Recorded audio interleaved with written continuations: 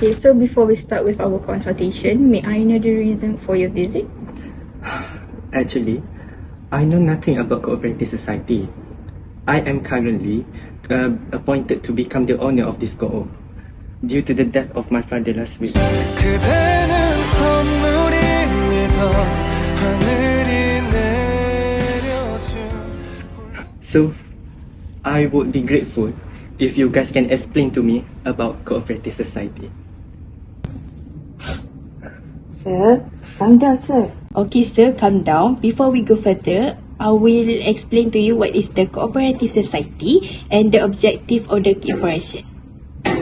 A cooperative society is a type of organization that is owned and operated by a group of individuals for their mutual benefit. Here are some key points. First, member-owned and democratically controlled.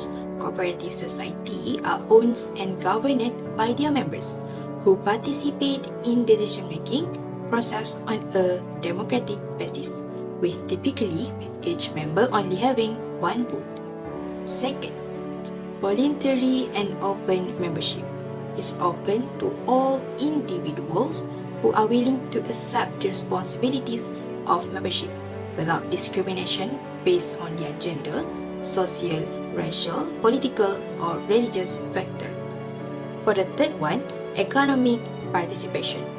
Members contribute equitably to the capitals of the cooperative. Surpluses or profits generated are often distributed among the members in proportion to their transactions with the cooperative rather than based on capital invested. 4. Service-oriented. The primary objective of cooperative society is to provide service to its member, whether this service involves goods, housing, finance, insurance, or employment. 5. Principles and values. Cooperatives operate based on principles of self-help, self-responsibility, democracy, equity, and solidarity. They often emphasize ethical values such as honesty, openness, social responsibility, and caring for the other. Okay, next, the objective of cooperative society can be summarized in the following points. First, enhance economic welfare to improve the economic status of its member by pooling resources, reducing costs, and increasing income through collective efforts and mutual support. Second, provide essential services to supply goods and services at reasonable price, ensuring members have access to necessities like housing, credit, insurance, and agriculture inputs. Third, promote democratic management to ensure that all members participate in decision-making process, promoting democratic controls and equal voting rights regardless of the amounts of capital contributed. Number 4. Encourage savings and investment to promote thrift among members, encouraging them to save regularly and invest in a cooperative to strengthen its financial base. The last one, foster social and community development to contribute to the overall development of the community by promoting ethical business practices, social responsibility, and sustainable development initiative. Oh, I see. So, actually, I was wondering, what is the tax treatment on the cooperative society?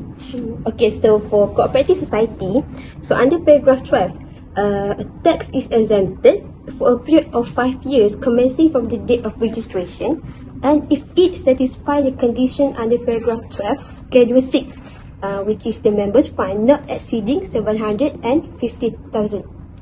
Okay. OMG. I think that my company has been incorporated since 2018, which means it's over 5 years. And based on the balance sheet, I think that the funds is over 750,000. So I don't think that I can get the exemption. Okay, so as you can see here in the balance sheet, it is true that it is more than 750,000. But we're going to highlight here on the members fund. So look at the amount here, less than 750,000. So the tax is exempted because not all items in the balance sheet is going to be included in the members fund. Okay, so let's say next year your company members fund is more than 750,000. You will not exempted from the tax, but you will get special deduction.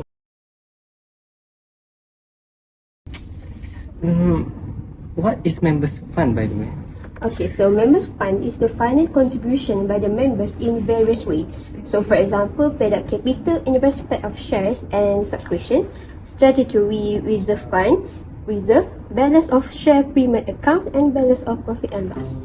Oh, so that's why all item in the balance sheet is not included in the members fund. That's right, yeah. Is there any advantages to the member to this cooperative society that I should know? Yes, because cooperative society related to the tax which provide service and needs. So let me explain to you some of the advantages of cooperative society. So here these are the advantages of the cooperative society. Firstly, it's cost saving. By pooling resources, member can reduce the cost of tax preparation, filing and consulting services. This collective approach often leads to more affordable rates compared to hiring individual tax professionals. Secondly, we can access to expertise. Members benefit from shared access to skilled tax professionals and experts who can provide advice, ensure compliance, and help optimize tax strategy. Next, we can build community. Being part of a cooperative fosters a sense of community and mutual support among members, which can lead to a stronger, more engaged membership base.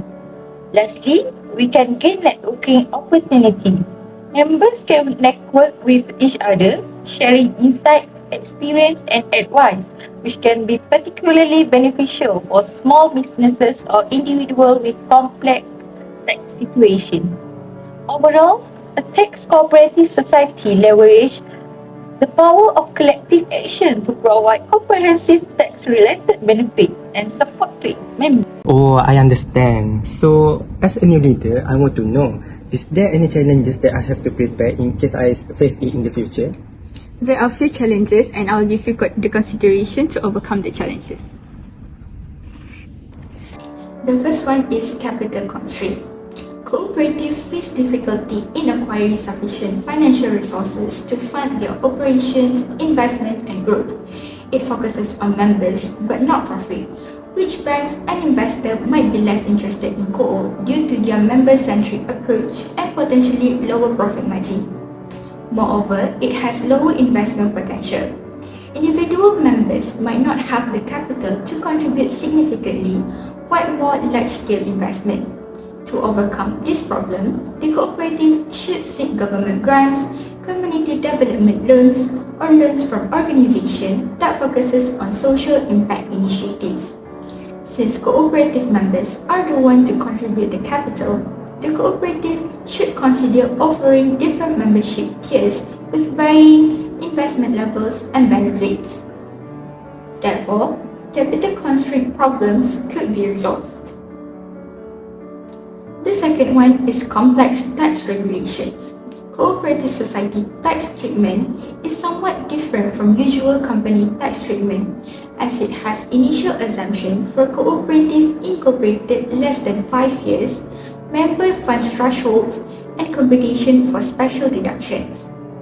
To overcome furnishing incorrect tax return, consulting a tax professional specializing in cooperative is highly recommended.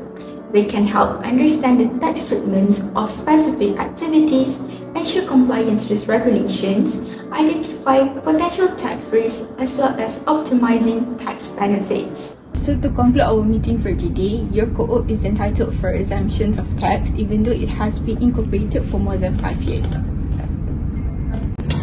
Okay, thank you guys, and I would love to work together again in the future with all of you. Thank you. Here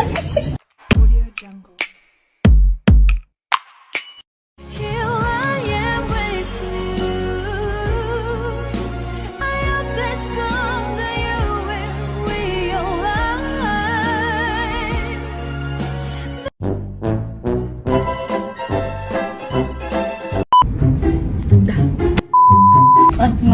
blah blah blah. Talk. About cooperative society. Some of the What is the object? I was wondering what is the tax treatment on the cooperative society? I know nothing about maternity.